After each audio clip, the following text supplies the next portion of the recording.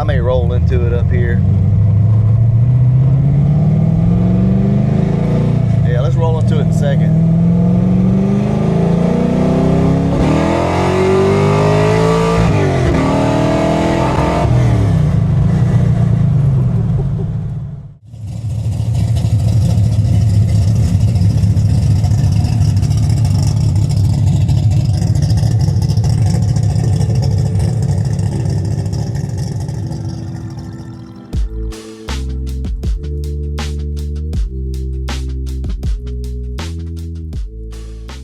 All right, I think it's time for us to talk about this Aces TBI EFI system and help you decide whether it's the right one for you or not. Let's go ahead and get into today's video. We've had this thing on the car for quite some time now. I've put probably 200 miles on this thing. I've beat on it, I've banged on it, I've let it idle, I've driven it through town, I cruised it. I've done the best that I could do in 200 miles to really understand how this system works and learn a lot about it. So we're going to talk about that today, and I'm going to give you some of my opinions. Now remember, all of these are my opinions. You guys do what you want to do, but I'm going to try to help you out a little bit. What was my experience with this kit? How did it go for me? Well, honestly, it went pretty smooth, other than in the beginning, whenever you have your setup wizard, I kind of botched that. Once I figured out what I had done wrong, went back through the setup wizard, it was easy peasy. This thing busted right off, y'all. So like out of the box, this thing started right up. Well, immediately I wanted to start working with a tuner because I don't know this software. So I started working with Justin, and I also talked to Willie Lynch a couple times, and I think he sent me a revision or two as well. So with that being said, that's the key to learning this software, in my opinion, is to find a tuner, work with them. It's gonna run you about 400 bucks for a good tune, but you know what, you get some revisions off of it, and if you're willing and you wanna learn, these guys will kind of teach you a little bit. So there again, my experience was pretty smooth. We did do about 12 revisions on this thing. I need you guys to understand why that is. Why do we have to do 12 revisions on this? Well, partly because I jacked a bunch of stuff up. I did the very thing that I told you guys not to do, which is go in, mess with stuff, and then try to send somebody that tune file that you've messed with and say, hey man, can you tune my car? There's a lot of parameters in there. They're not gonna know what you've messed with. So the best thing to do is just start from scratch.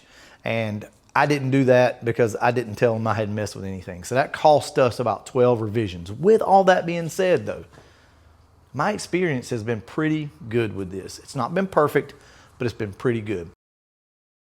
So now what I want to do is get into some other topics, and I'm just shooting from the hip here, okay? But I want to talk about some of the things that's important to me. One of the first things that I always want to know is, will this thing start up on a cold day? And is it gonna idle? Am I gonna have to mess with it? I'm pleased to say this thing actually starts up on a cold day pretty good. Not perfect, but pretty good. Now you got to remember, if it's not cold when you're tuning your car, that's probably gonna have to be a revision that you guys do once it cools off, right? It's hard to tune for something that you've not seen yet. So with that being said, it still does pretty good. So I'm pleased with that. So the car does great to start with. I can start it up, it busts right off, it idles high, and then it comes down like factory.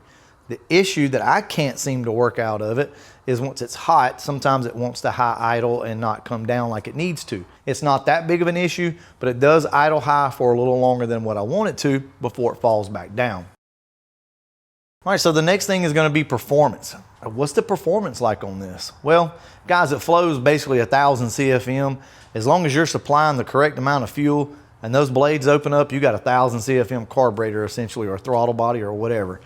It runs phenomenal at wide open throttle. It does exactly what it should do. A 393 stroker with a solid roller cam, some pretty big ported heads, intake. I'm telling you, it does really good. So I'm pleased with it. I've got some things that I want to show you guys that might help you. Also, they just came out with a KILLSHOT 2, and it's got a progressive throttle linkage. So in other words, as one butterfly opens, it takes a second for the other to open, kind of like a carburetor. Right now, they both open at the same time, which can just be almost too much air in a sense. I've not tried the KILLSHOT 2. I'm just telling you guys that could smooth out a little bit of that hiccup and that transition. One other thing before I show you this other product, here's the other side of it all. Guys, you're feeding fuel through the top of the engine, through the very, very top, right? It's almost like having an injector and just hanging it over the top of the throttle body. It takes time for that fuel to get down into the cylinders. versus port injection, multi-port. They're down pretty much in the cylinder. They're ready to go. So when they shoot, man, it's right there. It's instant. Believe it or not, that little bit of a difference, about that much in height, makes all the difference. So that's kind of why you get a little bit of that hiccup. On a carburetor, you have an accelerator pump. So as you just transition into the throttle, it squirts fuel in and kind of gets ahead of it, right? And you typically don't ever have a dead spot if your carburetor's adjusted right. This doesn't have any type of accelerator pump, so it's just relying on the injectors squirting fuel, and then it's got to suck it down. So know that ahead of time.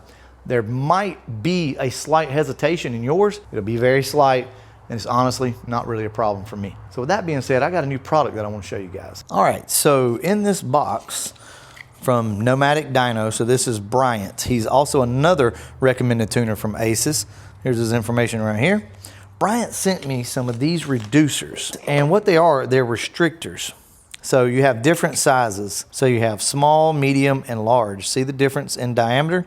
And all you do with these things is drop them right in the top of your throttle body. I'll go ahead and show you guys that right now. Oh, and the other thing that you need to take note of is the only air cleaner I could get to work on this was one of these little small ones that actually has a riser underneath it right here so that it sits up off the top of your throttle body. There are other ones out there. Just know that the drop down style aren't going to work on this. Now the KILLSHOT 2, I think they do. Here's how these things work.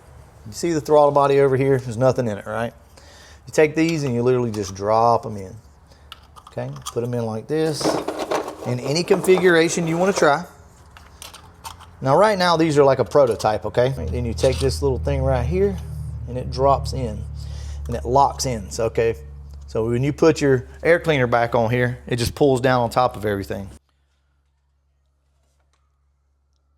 That's really cool because we have so much airflow coming through this thing that we can't sometimes get enough fuel, right? So what these do, these slow down the air. They don't slow down the air, they actually kind of speed it up, but they reduce the amount of air that's coming through. So what that does is help with throttle response. So I'll put a link, you guys go over, check out his Facebook page and everything else where he's kind of testing these. They do make a difference, but with that being said, this is a pretty hot little 393. I mean, I'm sure it's a 500 horsepower setup and we don't need any type of reducer in it. We found that out afterwards. The car really just didn't like it. Now, it could probably be tuned to accept these and like it a little better, but so it does make a difference in throttle response if you get them in the right application. So for instance, something like a bone stock 302, do you really need 1,000 CFM? Nah.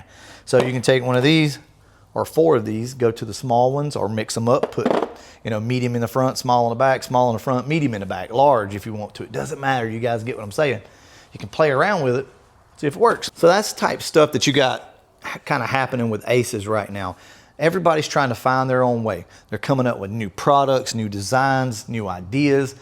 And I will tell you guys this, Aces does listen. I watch their Tuesday live streams and videos that they do, and they really do pay attention to what the customers want.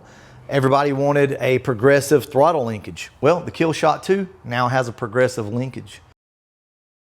So next up, I want to talk about applications. What should you buy this for? When should you buy it? What engine will it be good on? First off, I want to say it's good for pretty much any engine, okay? You're gonna find that it's probably better for a mild engine, something that needs a little bit of air, right? You know, like a 350, maybe a 302 with a set of heads and cam and things like that. Bone stock 302, I don't know. I honestly can't say, but that's probably not what I would put it on. Here's the thing though. If you already have a Fox body or you already have some tune port setup or whatever on your Camaro, should you go to this? I don't see where there's any benefit in changing what you already have. So if you already have a multi-port setup, you know, you got an upper and lower intake and, you know, you've got some injectors and you're thinking, you know, should I go TBI? I don't really see a benefit in it other than the fact that you want it, that you think it looks cool, you're interested in it. Then at that point, yeah, sure, do it, right? We could have put fuel injection back on this car. We had pretty much everything we needed to do other than maybe like a Terminator X, right? We could have went back that way, but I wanted to try this because it's different and really it's a very universal system. So with that being said, it pretty much will work on anything you want it to work on. It's pretty forgiving. The software is really not that hard to learn, although it is different. So I will tell you guys that. It'll take a little bit of getting used to maybe, but all in all, it's really not that bad. Ultimately, do I recommend this? Yes, I do recommend it, if that's what you want. I do not recommend this if you think that this is the best thing since sliced bread. If you think this is the cure-all for everything, it's gonna be better than a multi-port setup with, you know, whatever system you got running it. I don't know about that, but here's what I will tell you. When you need something like this, it freaking works. And I think it's a damn good deal. It's an all-in-one package. It's pretty easy to install. So yeah, I do recommend it, but just not for everybody. I think that's safe to say with everything out there, right? So before we go, let's go over some of its features and what's unique about it. This is a -6 feed right here. So you can feed it from both sides, from both ends. You can feed it from one end and cap the other off. You can come over here to this side and feed it, return it, whatever you want to do. This thing's very, very versatile. It will require 43 to 60 something PSI. If you only have 40 PSI, that's all your system will make, it'll still work. It's fine. So on a boosted application, if that's what you decide to do, you're gonna need that extra fuel pressure from your regulator and your fuel pump, okay? So it's usually a pound per pound. So if you got 10 pounds of boost, you're gonna need 10 pounds of extra fuel go into this thing. So make sure that your fuel pump and your regulator can do that if you're boosted. Now, if you're NA, all you need is about 43 to 45 PSI and you'll be good. A little tip though, that they don't talk about. If you're running a little bit more horsepower, let's say you're running probably about 700 horsepower or so and you're a little worried that this thing's not gonna be able to supply enough fuel, a little tip, you can up the fuel pressure.